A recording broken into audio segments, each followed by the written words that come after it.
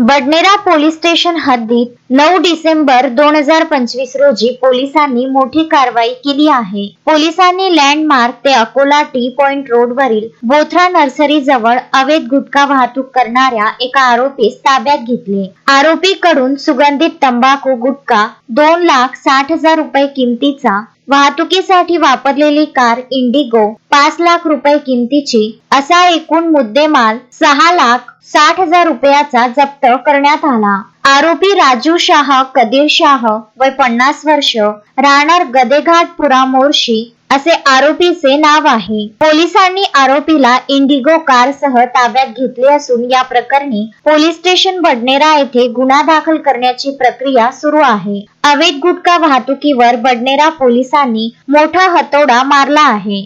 Shoaib Khan, Vidarbha news, Badnera.